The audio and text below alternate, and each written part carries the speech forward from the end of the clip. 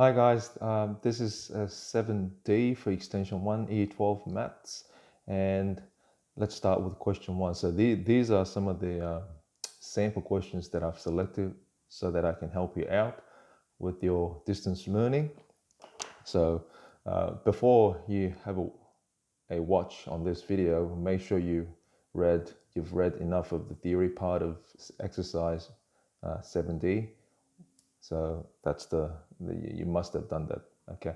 Otherwise, this video wouldn't make any sense. Okay. So question 1, the first one is part J, that is to integrate sec squared 5x dx. Now we know from theory that the derivative of 10 is sec squared. So in other words, the primitive of sec squared is 10. So you get the 10 5x back. But remember, this stuff inside the, if you like, the bracket is 5x. So because it's integration, you have to divide by the original primitive with the derivative of the function sitting inside. So in this case, it'll be 5. So that's that. And then the integration constant. Part P,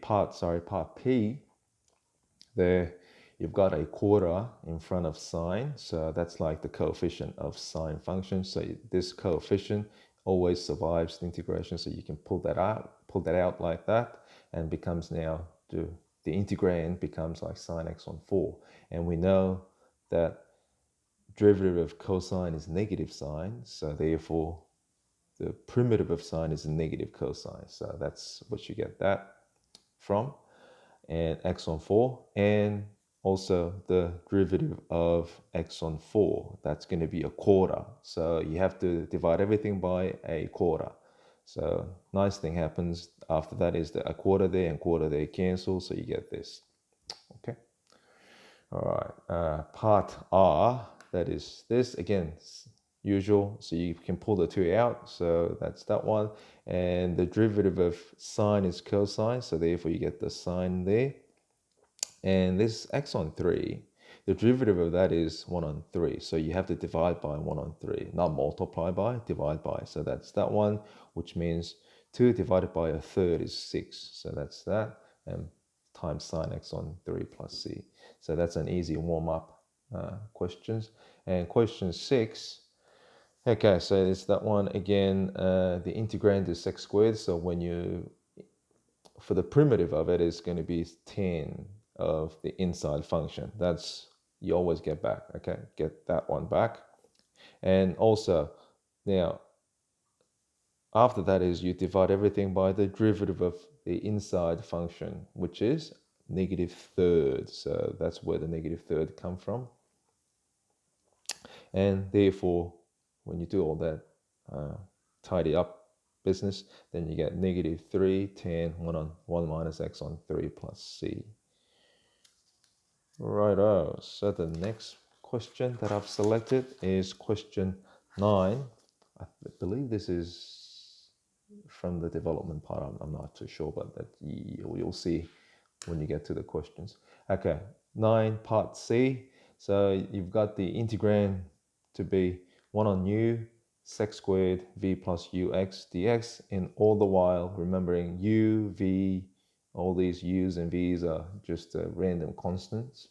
So in other words, you're dealing with the sec squared. So it's 1 on u, again, it's a coefficient of that, so it survives the integration. That's, you can pull that out. And sec squared, the primitive of it is going to be 10 of inside, so it gets repeated, and divided by what's inside the bracket. So remember, the derivative of the linear is that coefficient. So that's going to be divided by u. So that's 1 on u divided by u. Hence, it's just 1 on u squared. 10 plus c. Okay, question 15. So this is the usual, like two-step questions where the first step says, okay, do the derivative of such and such function, and hence find out the primitive of that. Okay, so first of all, the derivative of this two-term function. So here cos cubed, remember there's a cos cubed, a cos or sine or tan of anything to the power of n, that means just that. Okay, bracket of the trig function to the power of 3, 4, or n in general. So that's what it means. You need to be able to recognize that.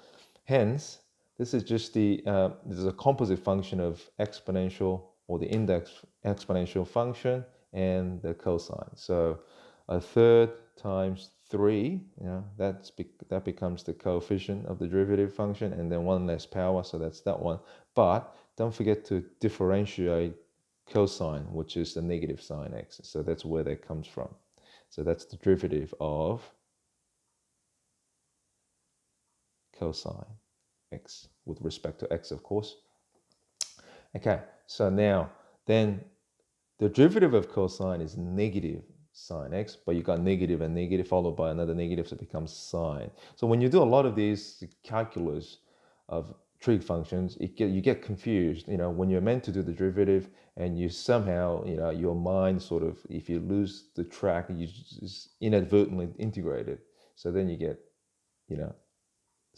negative sine or sine. So be careful and pay attention to what you're doing, what you're asked to do. So here you got to find the derivative. So that's this one, and it becomes sine x. Okay, so tidying up all the terms needed.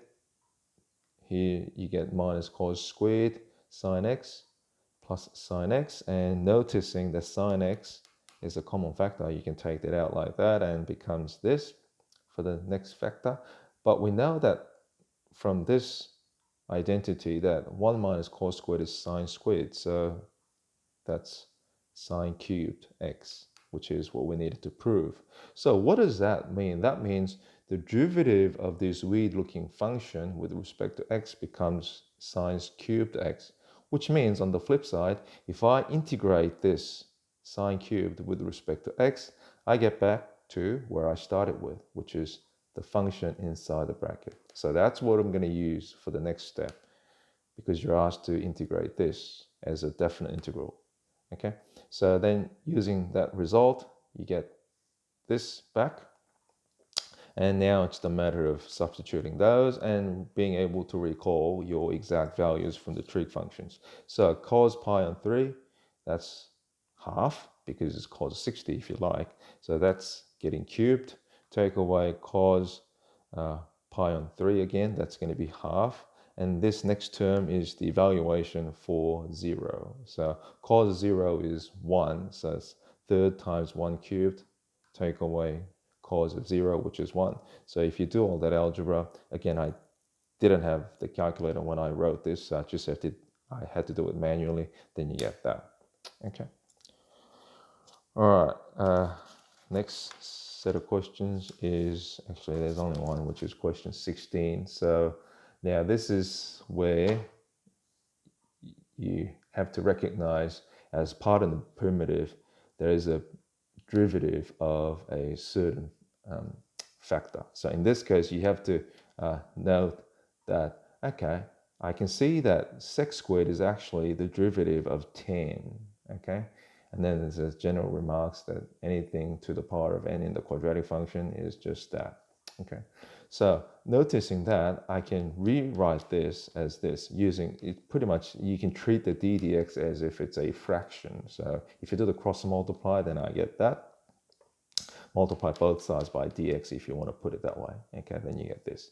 Now this is quite helpful for the next couple of lines, because with the original the integral that you have to perform, you now can bundle up these sec squared dx as d tan x.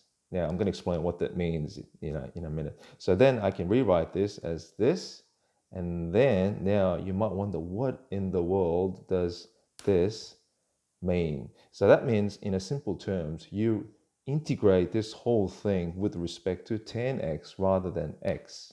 Okay, in other words, you can treat the tan x as a big X here, all right? Then you can rewrite that as that. And we all know that it doesn't matter what variables you use, as long as you use the same variable in terms of the integration, then you always get this back. Okay, so here, if you like, the big X here is like tan little x. So then that becomes a simple exponential function. Sorry, the index function to perform with respect to big X, then you get this. Okay, and integrating from 0 to pi on 4, then you get that. And we all know, hopefully, 10 pi on 4 is 1, 10 0 is 0. So then you get this, hence that one. Okay. All right, so that about does it for this video, and hope you enjoy the questions that I've set with this section. See ya.